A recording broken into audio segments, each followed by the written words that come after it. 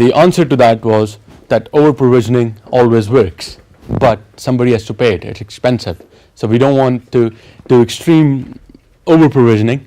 We want some over-provisioning, but we want to make use of quality of service as well to make sure, when the links get congested, the low priority traffic is dropped. So that was one of the first things that we did. So the other thing was we spent time on was the power consumption. We wanted to be sure that we use very less power. So we've got assumptions there as well, and some ideas that we'll deliver the services on the lowest layer possible, because as we move the services to upper layer, we consume more power. So if we can deliver 100 gig on DWDM, then do that rather than doing it on the IP layer, because obviously then it adds the power consumption on the IP layer as well. So that's one of the other thing that we thought we'll do. Just gonna flip the chart. So the quality of service that I was talking about earlier is we decided there'll be silver, gold, and kind of a bronze services. And now the challenge is identifying which one is actually gold, which one is silver, and which one is bronze. Because you go to a user and you ask them which of your traffic you want us to drop when it gets bad, they will say nothing, no traffic at all. So some will say we really need YouTube and Google all the time. The others will say no, I need a transfer to this facility, this lab. So that's a bit of a challenge that we thought. But as I said, we don't want to way over provision the network, so we decided that there are some services that we can ourselves identify which we will fit into the gold condition that we don't want to drop. So video conferencing, for example, was one that we thought was very it needs a high quality. So that's a gold. Then video streaming, the YouTube, the Netflix kind of silver. It can have some transmission delays, okay for that. And then email, browsing, and these kind of things come into the bronze, because you can always resend your email, or you can always refresh your web page. So that kind of thing. Here, this is kind of a description of what we mean by gold, silver, and bronze. So gold, retransmit, not okay. Jitter, not okay. We don't want any jitter or any retransmission on that one. Silver, jitter is okay, but retransmission not really. With bronze, well, retransmit is okay, jitter is okay, everything is okay. It's fine.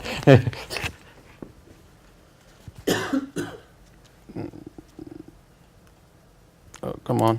Okay, there we go. So as I said earlier, we don't want to over provision network way too much, so we want to use flexible provisioning approach. So we will use SDN for that to do that. Obviously we'll still need some interfaces reserved for using it, but we will save on it quite a lot. So the example here is for a CERN transfer to UK and to Copenhagen. So if, for example, they need it for 1 week only, CERN to UK, they provision, we provision 100 gig wavelength from UK to Geneva. There are two interfaces, one interface here and one interface there. We are saving on permanently provisioning a wavelength here. But then next week, maybe NDGF needs 100 gig. So this one goes down, and there is now a wavelength between Copenhagen and CERN. So this way, we are using 3 interfaces and just one wavelength to provide the similar type of service that you would. Otherwise, over provisioning would mean having permanently these 2 wavelengths all the time running. A, you spend more money on the interfaces. B, you're consuming a lot more power. So this is saving power and interfaces. So if you add more to it, so for example, if there is a circuit requirement from RAL to Copenhagen as well, from UK to, then you need 2 more interfaces. But in this case, you don't need any other interface, because you can actually switch the wavelength from UK to Copenhagen as well using the same interfaces. Then you have ROADMs in place that you can... Yeah, ROADMs, or even in Giant case, for example, we have multiple paths on the existing infrastructure that we can use. We can switch from UK to Copenhagen as UK, Amsterdam, Copenhagen. and UK to Geneva will be UK, Paris, Geneva. So we can do that. And if we add another site, for example, there was another site, a tier 1 in Germany, DEKIT, and they wanted the similar service, then we'll need to add them here, but to CERN, then you need interface at CERN, you need interface at DEKIT. And if they need to connect with any of these sites, then you need 3 more interfaces. But in this case, you'll add a site and just 1 more interface there, and that's it. So by software-defined networking, we just want to be clear. We don't mean that we provision it as somebody. It's obviously triggered by the software itself, Atlas CMS. So we set it up a network in a way that the software gets the state of the network and they can schedule the services that they need. Obviously, it's not going to be on per minute basis or per hour basis. We are thinking more towards these are big science data, big data. They need high capacity, so weekly schedule, maybe even a daily schedule would be fine. So it's not really. Scheduling means policy driven, or Scheduling means obviously if one wavelength is already provisioned and UK to CERN data transfer is being in progress and Copenhagen requested, we don't want to just drop that wavelength and simply go there. We tell them that this is being used and they have requested this circuit till end of this week. So find a suitable time after that. So it's that kind of thing. and is there also a scenario that if they request in the same time ranges, more or less the Yeah. same service, Mhm. to allocate this service for the other location in another area, or No. So they'll then go over IP. So that's the best effort. So if it's urgent, but somebody has already requested this, it is in use, then they use IP, which is best effort. We don't. The whole idea of using SDN approach for flexible provisioning is not to over provision, extreme over provision. Otherwise, we'll end up buying all the interfaces. If we have the interfaces, we might as well just light these waves and leave it there. So that's so you shut down simply words in simply manner. You shut down the ports or bring up the ports to the Yeah. to the right community. yes, that's correct. I mean, it also helps in a scenario where you're using super channels. So if you have a super channel which can support 500 gig, Yeah. you can't add so many wavelengths there. So you add just one. Otherwise, if you're going to add 2 there and 300 gig is already used, you have filled the whole capacity of super channel. So you want to avoid that as well. That's the idea. So that means I can also handle different colors and different channels through these ROADMs. Yes. Yeah. Yes. Okay. That. So if and another question, a last one. Mhm. If I am sure that this color is not used, I have all this kind of information. Yes, we expect the information from the application. So once the circuit request comes in from UK to CERN, we expect them to tell us that they wish to transfer 200 terabytes over 2 weeks' time. So we then drop the circuit after 2 weeks' time. That's it. So there is an end time there. We need it from the application. We can't assume that it is not being used or it is being used. But when the end time hits, then the circuit can remain in place. But if another service requests that, application requests that, we'll tear down that circuit and provide the other circuit. Yep. And then again on the provisioning side and the power saving side. So basically you see the traffic, most of the traffic is peak during the days. So you see from Monday, then the traffic goes up, and then again in the evening it goes down, and this is the type of traffic pattern that almost all the networks see. So we want to design the network for the peaks, not for the average traffic. So our capacity will be around here. But when it gets too much, for example, you have, let's say, 200 gig configured in your network on the links, and at the peak time the traffic is 200 gig, and at the lower times it is less than 50 gig or so. You could automatically switch off one of the wavelengths on all of your paths to save more power. This is obviously, this has to be application aware, and when the traffic hits again, increases, then you need to be able to switch the 200 gig again. This is normal internet traffic, but research traffic is different. You see a lot of peaky traffic for all the CERN and other transfers. So for that, you can still use these 200 gigs, but most of the time they can be switched off if they're not being used. But during the day, they'll be switched on because the traffic is high.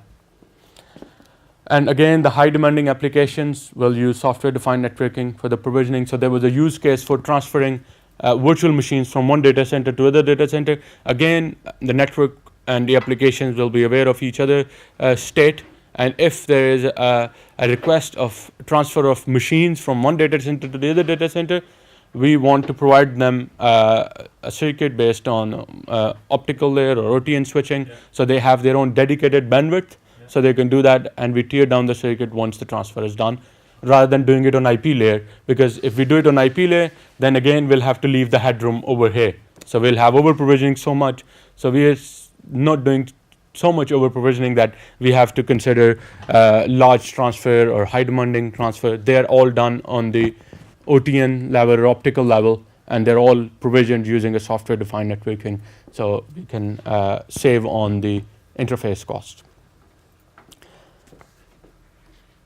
Again, on the IP layer, we'll do the quality of service. We'll set up the quality of service. Even though there is a little bit over provisioning, there's a little bit of a headroom there available, but we'll still add quality of service that we've described before, the gold, silver, and bronze. The reason being, if there is a failure in one of the link or in the node, the traffic can increase. So at that time when it does increase, we want to drop the traffic which is marked low priority rather than dropping a high priority traffic. We don't want to drop any packets, but we expect that there will be some cases that it is necessary to drop some traffic. In that case, we want to set up the quality of service. Okay, sorry, I think I'm taking quite a lot of time, but yeah. And then mobile flows. So you want to go over them?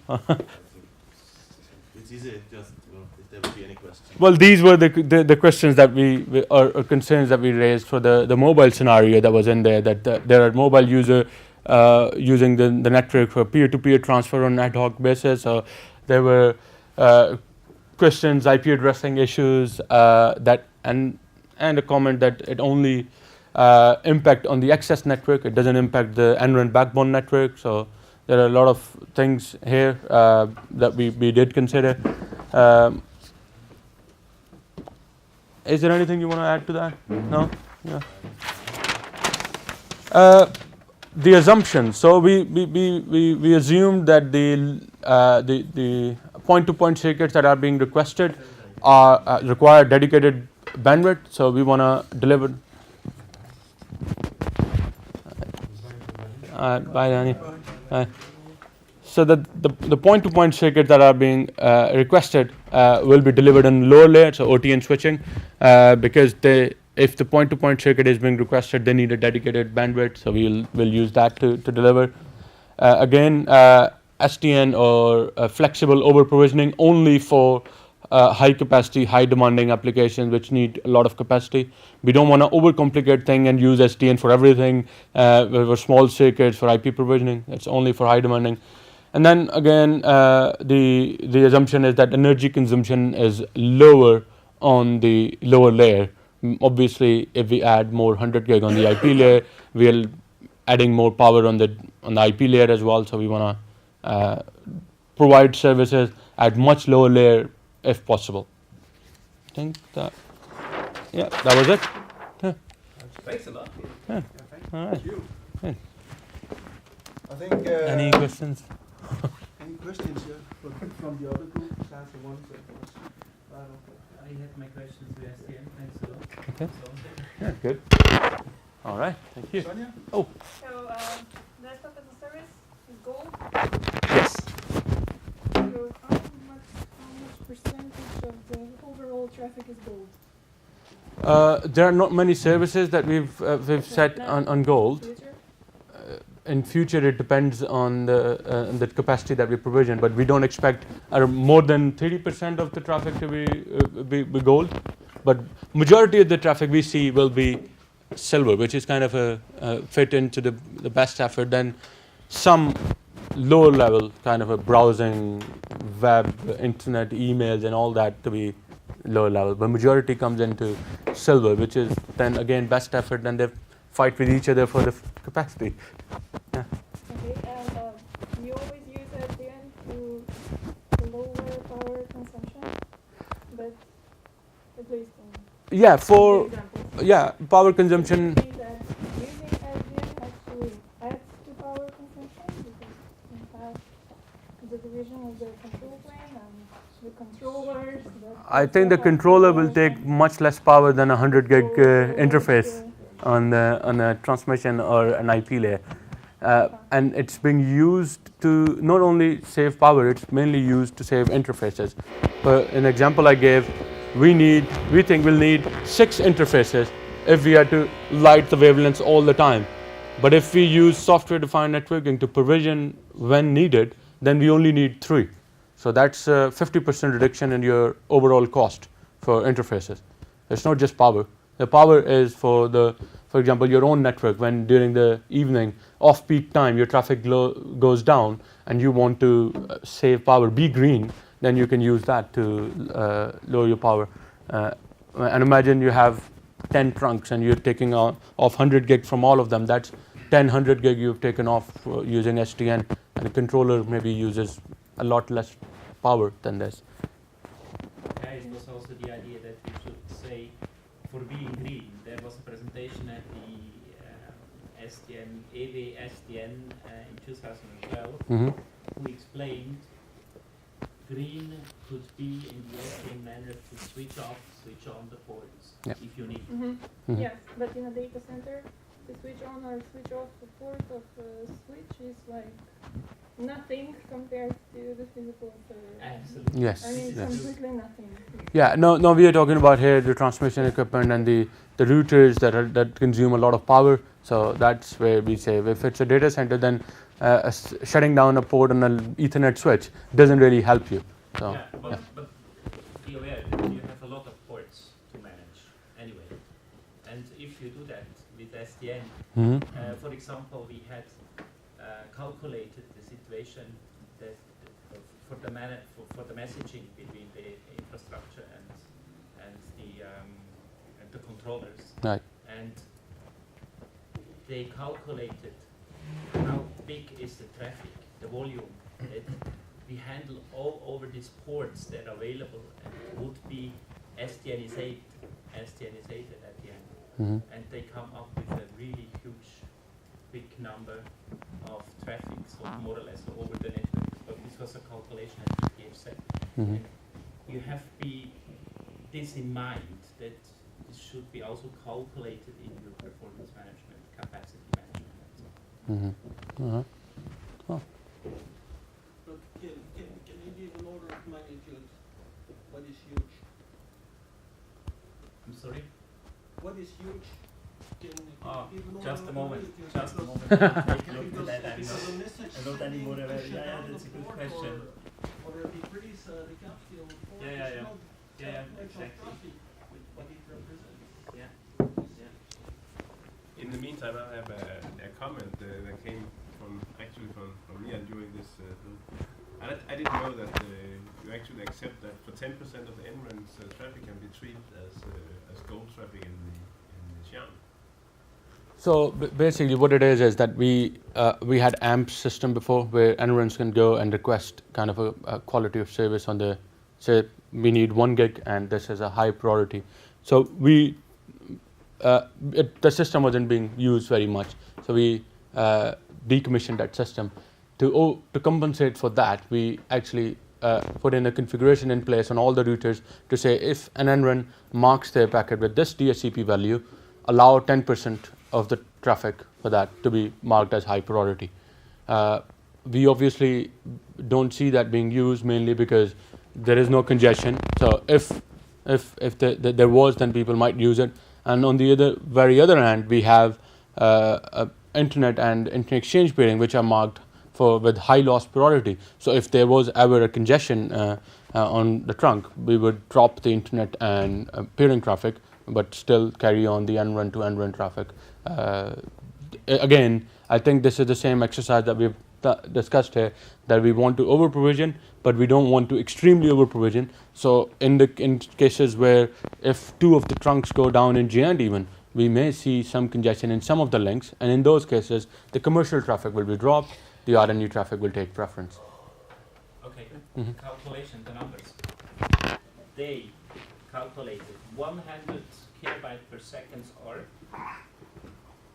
multiply 35,000 ports, gives totally 3.5 gigabit per second. They have to handle it using OpenFlow in an SDN concept. This is the test environment. So this gives you more or less an idea how big this traffic could be. Only ARP requests, 100 kilobytes per second, multiplied 35,000 ports. And this is, yours is bigger. This is what I would like to say. All right. Okay. All right. Thank you. Thanks for all the input. It wasn't me. It was all the input. So just to be clear. So the second group, who's going to present? Okay. I'm going to talk a little bit. I don't this chart. Oh, you use the same slides? Yeah. No, Text. it's only the text. So I think that Remind us you. we went through the. Okay, I have to use the mic. We went through 3 services starting from the wavelength service. So first of all, we assumed that for the wavelength service, there may be a total change in the topology and in the ideology of GIAN network, and GIAN may become a federation of various infrastructures, of various DWDM infrastructures. We had this scheme with Alcatel-Lucent, Ciena, and whatnot, ADVA. So that every research network have their own infrastructure. So why do they need to demultiplex everything at the border and connect the service interface while they can connect the colored interface?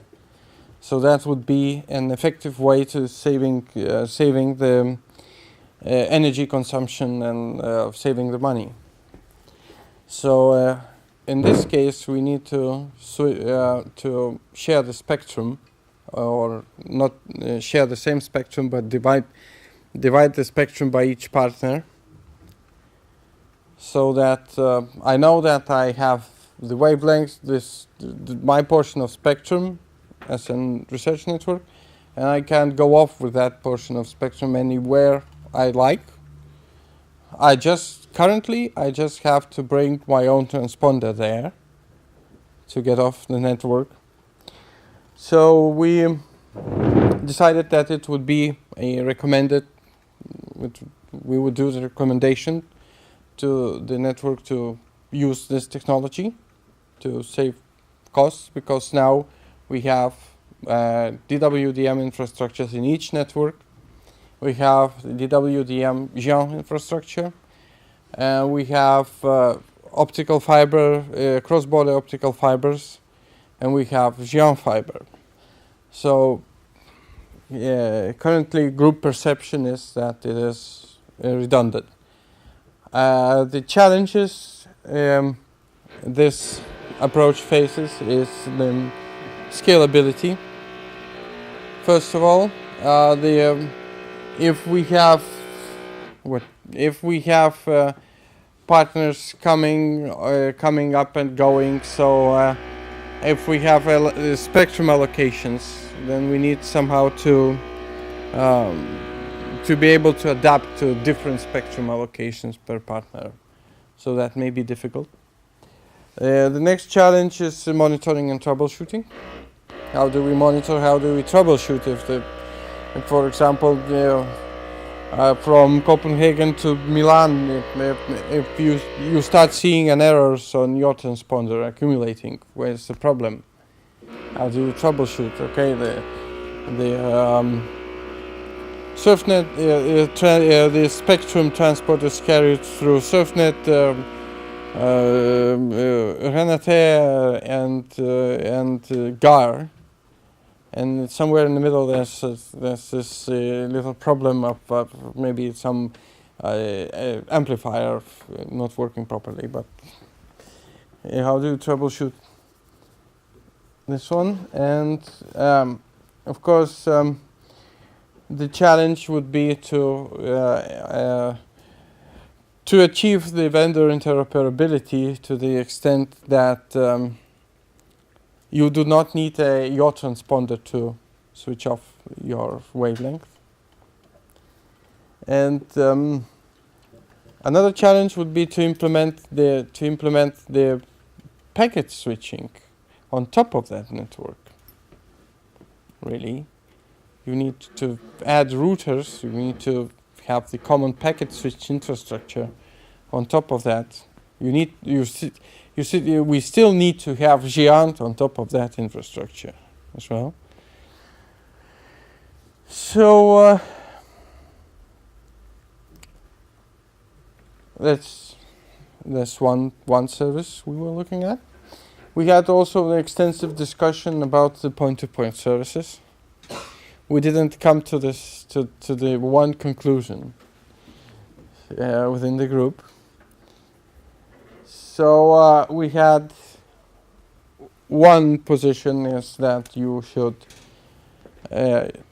provide layer 2 services as low as possible. So it's simpler access nodes, so you don't need to put routers everywhere. You can deploy a collapsed routing backbone, a collapsed routing core, but we think that if there are not many of these circuits that do really require bandwidth allocation, it would mean it would not be an efficient use of resources. More efficiently, it would be to allocate over the packet multiplex network. And there are mixed feelings regarding if there is a really need to have the bandwidth allocated, then maybe this can be serviced directly by the WDM layer, rather than providing layer 2 circuit. And keeping in mind that there will be possibly more dynamics in these point-to-point circuits with the Open Cloud Exchange and so on. The layer 2 capabilities on top of the WDM network, meaning ODU switching or carry Ethernet, it does not currently support the high dynamics of point-to-point circuits. So the layer 2 switching on top of the IP provides necessary flexibility and does provide flexibility in terms of bandwidth allocation. Basically, we can establish layer 2 circuits without allocating any bandwidth. We can oversubscribe layer 2 circuits, so that if projects requesting that they do not use it, they would not eat up the resources. And it increases costs for POPs and allegedly increases energy consumption. So we do not have a clear recommendation. We had the discussion, we have arguments, and our conclusion about layer 2 services, it depends. So we had the same discussion, and we decided that we'll offer it on the both IP layer as a layer 2 and on the OTN level. Yeah, could be. Because if somebody is requesting us to give a dedicated capacity, then we better give them dedicated capacity on OTN level than on IP, because we wouldn't want to. Why not give them dedicated capacity on DWDM layer? Yeah, if they require 100 gig, or if they need sub wavelength level, then OTN. If they need 10 gig or 100 gig, then DWDM. Yeah, but if they need 1 gig, over subscription is good enough, or over provision is good enough. Sorry. Yeah. So we started looking at layer 3. So layer 3 IP is easy, but in the end, would it still be the solution? Would IP be still the solution for layer 3 services in the future? So we decided to take a look at that. And we had an argument, the main thing is that IP does not scale properly, right? Given the exponential growth of BGP table. But if, with BGP, we had the discussion, if we take out the network layer reachability information out of the BGP, whatever that means that we have an routing in totally different address space that means autonomous system number, because we had a guy from RINA who really was keen to present his solution. So he said that, okay, RINA will be the next layer 3 service, the next layer 3 network. So we better take a look at that closely.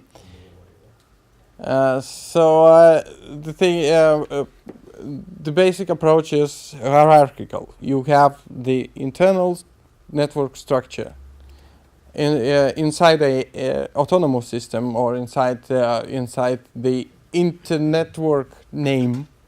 You have a network namespace, the whole network namespace, and you route according to internal rules.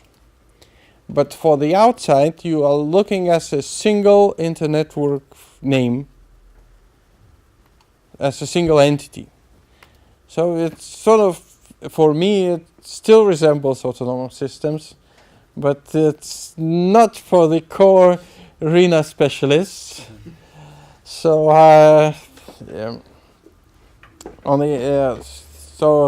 the group concluded that it is necessary to keep a close watch on them. If they all of a sudden if they implement RINA inside the Junos, and then maybe it is worthwhile to try deliver layer 3 services over RINA rather than doing the old-fashioned, unscalable, and lousy IP. Okay, that's it basically from. That's it. Okay. Good.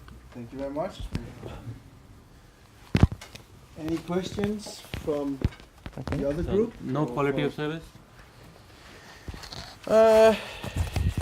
If you need a quality of service, you should go onto the DWDM layer.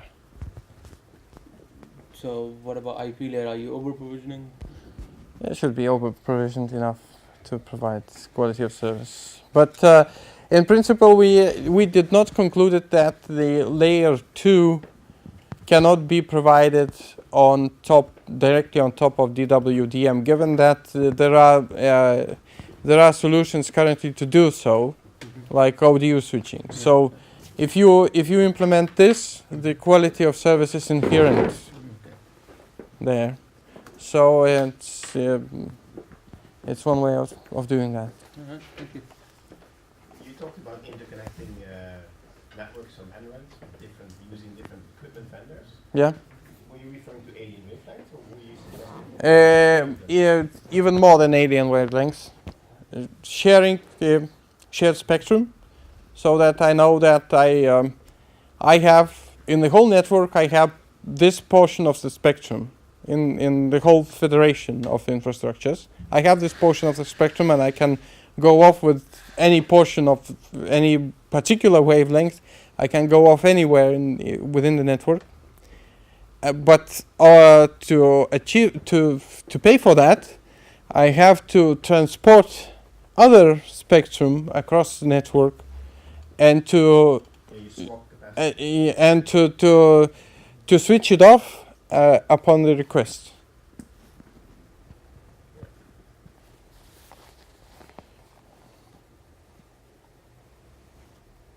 Any more?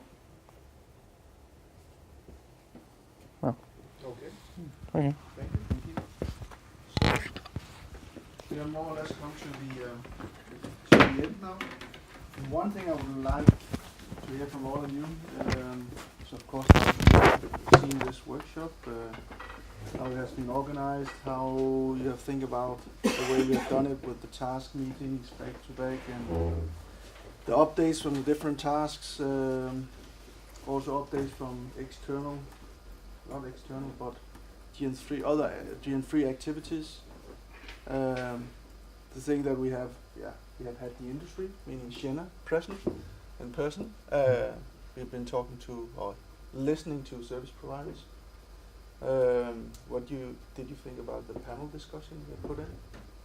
And of course, this group work, is this something that is beneficial for you? Something you can use for something, or it's just for fun? So if I could pass this around, and just one last thing, we're going to have something similar next year. So if you have other ideas for that, please mention them as well. So, Dimitri, we'll start with you. Well, for me, the discussion was quite interesting because I'm doing more research, so I'm not designing networks, and I get a quite different view on how people really see a network architecture, not really as clean slate or the entire. I think it's quite fixed. You have layer 0, layer 1, layer 2, and they think more in terms of connecting. Well, we'll buy this box with this interface to do it, but actually the functions are quite fixed. So you have WDM switching, you have TDM switching, you have packet switching, and you're just deciding how much of each layer you're going to use with respect to the requirements that you have, and that's basically it. So the architecture is for me, it looks quite fixed. It's just the implementation regarding to implementation. And what I got out of it is that I know now how I can even further improve my slides to make RENA more clear. So I just realized that what RENA provides is IPC. It is providing communication between processes.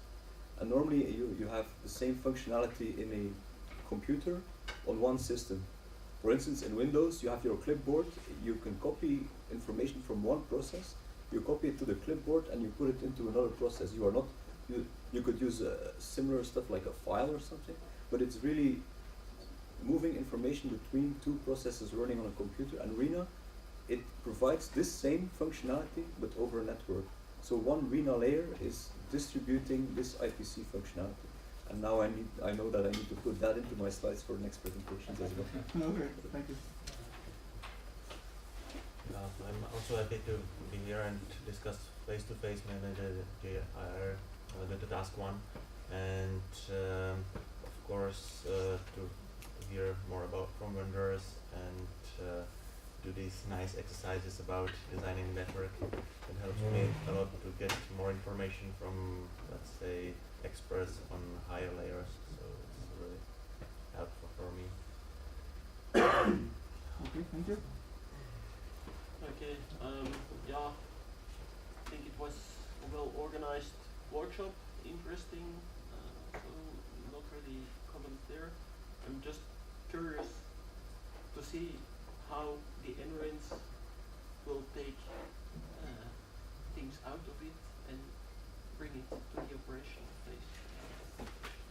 That's what I'm curious for. Okay, thank you. Okay, I'd like to mention only maybe one wish,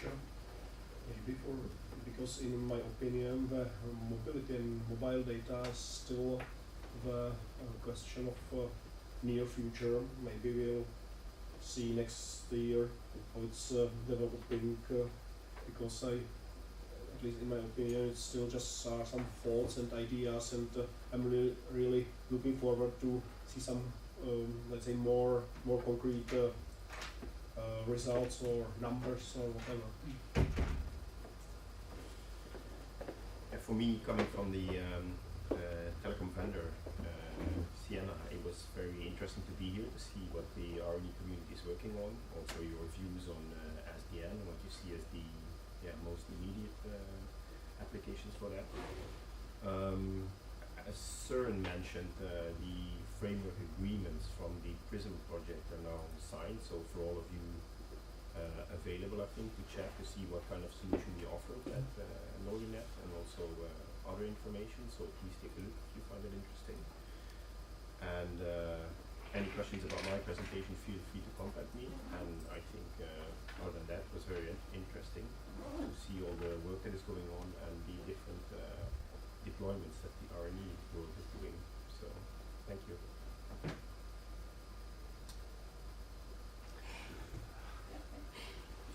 I will also say thanks for also for other people to come here. And what I really appreciate is that when we are combining all our knowledge together and having some good discussion, then actually we can achieve a lot, and that's a great thing. I also appreciate having the view from the open calls and also from the industry, and yeah, this was really beneficial, I would say.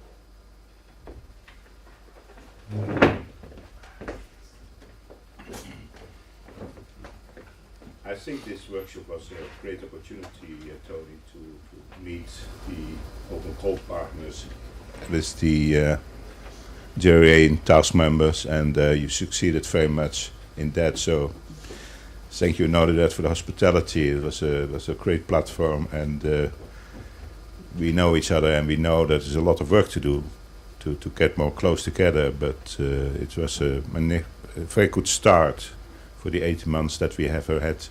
So perfect. For me, what was interesting to see that we could discuss together. We had a really fruitful face-to-face meetings. I would say the side meetings that we have, this was essential for us. Also in the progress, it was beautiful to see or to verify what we are thinking could also realized in the future, or could also realized on the network. We had Mia and Usman on board, and he could give us from the network side feedbacks. Hi guys, you are on the right track, or no, this is not possible, or everything is there. It's up to you to manage it and to handle it and to define it and to make designs and so on. And we had also cross-activity meetings this morning. This was beautiful. What I could say, we have in 3 days everything what we need more or less 3, 4, 5, 6 weeks, you know? And this is amazing. Good starting point. Or progressing. Well, for me, Pelnet is not really formally involved in this project, but so I found it very interesting to see, especially now in the use in this discussion this morning in the case stories, that well, we're all struggling with the same problems, and it's interesting to see how other NRENs solve those issues, and how in the end we have different solutions for the same problems. So that was for me really an eye-opener, and then I think it's very interesting to use that input and to keep well validating your own solutions. So definitely worthwhile. Thank you. Okay, first I want to apologize that our Open Cloud people ran away from some of the joint meetings, because we were very hot and we really abuse all the time. For us it was very productive, and also we get a lot of feedback from the other groups, which was very appreciative. We also find new topics to discuss, to think, because in the end the Open Cloud Exchange is going to go to the transmission point. But yeah, since we are developing architecture, it was very good feedback from the rest of the group. So also I invite you that if you want to give any comments, whatever, you are more than welcome to be a part. Yeah. So thank you. I have one comment. If you are going to use the SDNs, why do you need the transmission part? Because this is going to be the physical point of presence. So this is going to be some kind of optical switch. Why? You simply ask the SDN. But we are talking about big data and big traffic. So okay, what we are looking in the SDN is to establish the connections. What we are looking from the transmission guys, give us the bandwidth. So yeah. And in the future we could say develop an SDN app on top of the controllers and in the responsibility of the end users, and then they could manage their own bandwidth, you know. This is great. Yeah. So we gain flexibility, we gain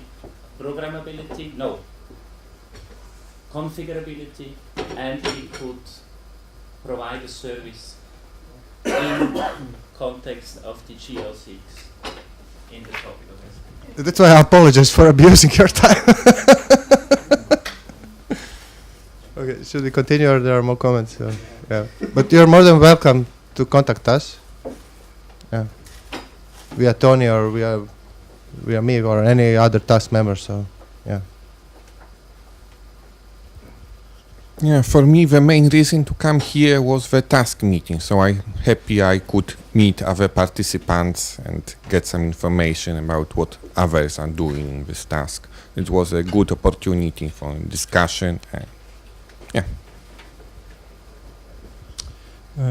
For me, it's very nice to hear a different approach to solving the problems in the case on the cross meeting, and I think this is the best solution.